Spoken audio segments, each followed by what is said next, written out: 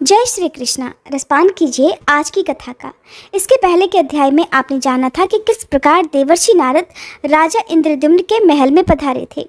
तब नारद जी के बताए हुए विष्णु भक्ति महात्म्य को सुनकर राजा इंद्रद्युम्न के मन में विष्णु भक्ति का स्वरूप जानने की इच्छा हुई। उन्होंने पूछा, भगवान भक्ति का क्या स्वरूप है, उसके लक्षण का भी वर्णन कीजिए। तब देवर्षि नारद ने उन्हें जो कुछ भी बताया उसका वर्णन आज सुनिए। नारद जी ने कहा, राजन सावधान होकर सुनो। मैं भगवान विष्णु की सनातन भक्ति का सामान्य और विशेष रूप से वर्णन करता हूँ। गुणों के भेद से भक्ति के 3 भेद हैं, सात्विकी, राजसी और तामसी। इनके अलावा एक चौथी भक्ति भी है जो निर्गुणा मानी गई है। राजन, जो लोग काम और क्रोध के वशीभूत हैं और प्रत्यक्ष अर्थात इस जगत के सिवा किसी और अर्थात परलोक आदि की ओर नहीं देखते, वे अपने आप को लाभ और दूसरों को हानि पहुंचाने के लिए जो भजन करते हैं, उनकी वही भक्ति तामसी कही गई है। अधिक यश पाने के लिए या दूसरे को लाग डांट से या स्पर्धा रखने से प्रसंगवश परलोक के लिए जो भक्ति होती है वह राजसी मानी गई है। पारलौकिक लाभ को स्थायी समझकर और इस लोक के सभी पदार्थों को नश्वर देखकर अपने वर्ण तथा आश्रम के धर्मों का परित्याग न करते हुए आत्मज्ञान के लिए जो भक्ति की जाती है वह सात्विकी है। ये संपूर्ण जगत जगन्नाथ का ही स्वरूप है, उनसे अलग इसका दूसरा कोई कारण नहीं है। मैं भी भगवान से अलग नहीं हूँ और वे भी मुझसे अलग नहीं हैं। ऐसा समझकर भेद उत्पन्न करने वाली बाह्य उपाधियों का त्याग करना और अधिक प्रेम से भगवत स्वरूप का चिंतन करते रहना, केवल भगवान का ही ध्यान करना, यह निर्गुणा नाम वाली भक्ति है जो मुक्ति का साक्षात साधन है। ये अत्यंत दुर्लभ है। अब मैं भगवान विष्णु के भक्तों का लक्षण भी बताता हूँ, जिनका मन अत्यंत शांत है, जो सबके प्रति कोमल भाव रखते हैं, जिन्होंने अपनी इच्छानुसार अपनी इंद्रियों पर विजय पाली हो और जो मन, वाणी और कर्मों द्वारा कभी भी किसी दूसरे से द्रोह करने की इच्छा नहीं रखते, जिनका मन सदा दया से भरा रहता है, जो चोरी और हिंसा से सदा ही मुख मोड़े रहते हैं, सद्गुणों के संग्रह तथा दूसरों के कार्य साधन में जो प्रसन्नतापूर्वक संलग्न रहते हैं, सदाचार से जिनका जीवन सदा ही निष्कलंक बना रहता है, जो दूसरों के उत्सव को ही अपना उत्सव मानते हैं, सब प्राणियों के भीतर भगवान वासुदेव को विराजमान देखकर कभी किसी से ईर्ष्या द्वेष नहीं रखते, दीनों पर दया करना जिनका स्वभाव बन गया है और जो सदा परहित साधन की इच्छा रखते हैं, अविवेकी मनुष्यों का विषयों में जैसा प्रेम होता है उससे 100 कोटि गुनी अधिक प्रीति का विस्तार वे भगवान श्रीहरि के प्रति करते हैं। नित्य कर्तव्य बुद्धि से विष्णु स्वरूप शंकर जी आदि देवताओं का भक्तिपूर्वक भजन और ध्यान करते हैं। पितरों में भगवान विष्णु की ही बुद्धि रखते हैं। भगवान विष्णु से अलग किसी दूसरी वस्तु को नहीं देखते। भगवान जगत से भिन्न होकर भी भिन्न नहीं है। हे भगवान जगन्नाथ, मैं आपका दास हूँ, आपके स्वरूप में भी मैं ही हूँ, आपसे अलग मैं कदापि नहीं हूँ। जब आप भगवान विष्णु अंतर्यामी रूप से सबके हृदय में विराजमान हैं, तब सेव्य अथवा सेवक कोई भी आपसे अलग नहीं है। इस भावना से सदा सावधान रहकर जो ब्रह्मा जी के द्वारा वंदनीय युगल चरणारविंदों वाले श्री हरि को सदा प्रणाम करते, उनके नामों का कीर्तन करते, उन्हीं के भजन में तत्पर रहते और संसार के लोगों के सामने अपने आप को तिनके के समान तुच्छ मानकर विनयपूर्ण बर्ताव करते हैं, जगत में सब लोगों का उपकार करने के लिए जो कुशलता का परिचय देते हैं, दूसरों के कुशल क्षेम को अपना ही मानते हैं, दूसरों का तिरस्कार देखकर उनके प्रति दया से द्रवीभूत हो जाते हैं तथा सबके प्रति मन में कल्याण की भावना करते हैं, वे ही विष्णु भक्त के नाम से प्रसिद्ध हैं। जो पत्थर, परधन और मिट्टी के ढेले में, पराई स्त्री और कुट शालमली नामक नरक में मित्र, शत्रु, भाई अथवा बंधु वर्ग में समान बुद्धि रखने वाले हैं, वे ही निश्चित रूप से विष्णु भक्त के नाम से प्रसिद्ध हैं। जो दूसरों के गुणों से प्रसन्न होते हैं और पराये मर्म को अर्थात दूसरों की कमियों को ढकने का प्रयास करते हैं, परिणाम में सबको सुख देते हैं, भगवान में सदा मन लगाए रहते हैं और सदा ही प्रियवचन बोलते हैं, वे ही वैष्णव के नाम से प्रसिद्ध हैं। जो भगवान के पापहारी शुभ नाम संबंधी मधुर पद का जप करते और जय जय की घोषणा के साथ भगवान के नामों का कीर्तन करते हैं, वे अकिंचन महात्मा वैष्णव के रूप में प्रसिद्ध हैं, जिनका चित्त श्री हरि के चरण कमलों में निरंतर लगा रहता है, जो प्रेम की अधिकता के कारण जड़ बुद्धि समान बने रहते हैं, सुख और दुख दोनों ही जिनके लिए एक समान है, जो भगवान की पूजा में चतुर हैं तथा अपने मन और विनयुक्त वाणी को भगवान की सेवा में समर्पित कर चुके हैं, वे ही वैष्णव के नाम से प्रसिद्ध हैं। मद और अहंकार गल जाने के कारण जिनका मन अत्यंत शुद्ध हो गया है, अमरों के विश्वसनीय बंधु भगवान नरसिंह का यजन करके जो शोक रहित हो गए हैं, ऐसे वैष्णव निश्चय ही उच्च पद को प्राप्त होते हैं। भगवान में सदैव उत्तम भक्ति रखने वाले भक्तों के शुभ चरित्र और लक्षण का वर्णन मैंने तुमसे किया है। ये मनुष्यों के कानों में पड़ते ही उनके चिर संचित मल का नाश करता है। भजन के लिए कभी धन की आवश्यकता तथा शरीर को कष्ट देकर किए जाने वाले किसी विशेष प्रकार के प्रयोग की भी आवश्यकता नहीं है।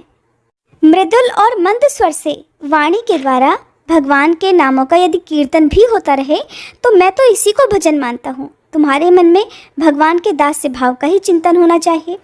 किंतु जो मनुष्यों के शुभ आचरणों से भी द्वेष रखते हैं और खुद अपने मन को ही दुराचार में बांधे रखते हैं, बड़े भारी अमंगल को पा करके भी निश्चित रहते हैं और सदा ऐश्वर्य तथा विषय भोग के रस में ही सुख का अनुभव करते हैं, वे मनुष्य वैष्णव नहीं हैं। वे तो बहुत ही नीची कोटि के मनुष्य हैं। अपने हृदय रूपी कमल में विराजमान परमानंद श्री हरि के स्वरूप का जो क्षण भर भी चिंतन नहीं करते, उन्मत्त भाव से बैठे रहते हैं और अपने झूठे वचनों के जाल से भगवान के नाम को भी निरंतर आच्छादित किए रहते हैं, वे भी भगवान के भक्त नहीं हैं। जिनके मन में पराई स्त्री और पराये धन के लिए सदा लालच बना रहता है, जो कंजूस बुद्धि वाले हैं और सदा अपना ही पेट भरने में लगे रहते हैं, वे नर पशु विष्णु भक्ति से सर्वथा रहित हैं। जो निरंतर दुष्ट पुरुषों के साथ अनुराग रखते हैं, उनका संग रखते हैं, दूसरों का तिरस्कार और हिंसा करते हैं, जिनका स्वभाव अत्यंत भयंकर है और जो भगवान नरसिंह के चरणों के चिंतन से विरक्त रहते हैं, उन मलिन मनुष्यों को दूर से ही त्याग देना चाहिए। जैमिनी जी कहते हैं, ब्रह्मपुत्र देवर्षि नारद से इस प्रकार उत्तम भगवत भक्ति का वर्णन सुनकर राजा इंद्रद्युम्न बहुत प्रसन्न हुए और इस प्रकार कहने लगे, भगवान, विद्वान पुरुषों ने मुझे बताया था कि साधु पुरुषों का संग संसार रूपी रोग का नाश करने वाला है। ऐसा साधु संग मुझे इसी समय प्राप्त हुआ है। आपके संग से मेरे अज्ञान में अंधकार का नाश हो गया, क्योंकि मेरा मन इस समय नील माधव की पूजा करने के लिए अत्यंत उतावला हो रहा है। इसलिए हम और आप दोनों ही रथ पर बैठकर चलें और भगवान नील माधव का दर्शन करें। अगर आपके मुख से पुरुषोत्तम क्षेत्र के तीर्थों का ज्ञान प्राप्त कर सकूं, तो पहले के कहे हुए महात्माओं के वचन भी सफल हो जाएं। सुनकर नारद जी कहने लगे, राजन, ये तो बड़े हर्ष की बात है। मैं तुम्हें पुरुषोत्तम क्षेत्र और वहाँ के तीर्थों के दर्शन कराऊंगा। उस तीर्थ में जो शक्तियाँ और शिव आदि हैं उन्हें भी दिखलाऊंगा। उस क्षेत्र के महात्म्य का भी परिचय दूंगा। तुम वहाँ भक्तों को आत्मसमर्पण करने वाले देवेश्वर भगवान जगन्नाथ का साक्षात दर्शन करोगे। इस प्रकार वार्तालाप करके दोनों ने प्रसन्नतापूर्वक दिन का काम समाप्त किया और ज्येष्ठ शुक्ला पंचमी को बुधवार को पुष्य नक्षत्र में उत्तम लग्न आने पर यात्रा अनुकूल होगी, ऐसा निर्णय करके दोनों ने रात के समय एक ही स्थान पर शयन किया। फिर सवेरा होने पर राजा इंद्रद्युम्न ने भाइयों सहित नीलाचल पर जाने के विषय में अपने राज्य में ये घोषणा कराई कि हम लोग जीवन पर्यंत अर्थात जब तक जीवन है तब तक पुरुषोत्तम क्षेत्र में निवास करेंगे। राजा लोग अपनी रानियों, मंत्रियों तथा परिकरों समेत रथ, हाथी, घोड़ा, खजाना और पैदल सेना साथ लेकर वहां चलें। इस प्रकार आज्ञा देकर राजा इंद्रद्युम्न अपने आगे खड़े हुए नारद मुनि की परिक्रमा करके छड़ीदार सिपाहियों से घिरे हुए मध्य द्वार पर आ गए। उनके आगे आगे अग्निहोत्र की अग्नि ले जाई जा रही थी। वहां उन्होंने अपनी दाहिनी ओर ब्राह्मणों को खड़े हुए देखा, जो मांगल्य सूक्त का पाठ कर रहे थे। राजा ने भक्ति से विनीत होकर वस्त्र, आभूषण, माला, सुगंध और अनुलेपन के द्वारा उन ब्राह्मणों का पूजन किया। इसी समय एक ही साथ बहुत सैकड़ों शंख बज उठे। उनके साथ और भी बहुत सारे बाजों की तुमुल ध्वनि महाराज ने सुनी। इसके बाद वे मंदिर में भगवान विष्णु का दर्शन करने के लिए गए, जिनका स्मरण करने से मनुष्य सब प्रकार के कल्याण का भागी हो जाता है। दिव्य सिंहासन पर बैठे हुए उन्हीं भगवान विष्णु का दूर से दर्शन करके उन्होंने साष्टांग प्रणाम किया और उपनिषदों की दिव्य वाणी से उनकी स्तुति करके दुर्गा जी के चरणों में भी मस्तक झुकाया। इसके बाद उन दोनों देवताओं की परिक्रमा करके उन्हें पालकी में बिठाया और उन्हें आगे करके प्रस्थान किया। बाहर के दरवाजे पर पहुंचकर उन्होंने अपना रथ तैयार देखा और फिर परिक्रमा करके वे नारद जी के साथ उस रथ पर बैठ गए। इंद्रद्युम्न के रथ के दोनों ओर उनके अधीन राजाओं के अनेकों रथ शोभा पा रहे थे, जो नाना प्रकार के अस्त्र शास्त्रों से संयुक्त तथा ध्वजा पताकाओं से सजे हुए थे।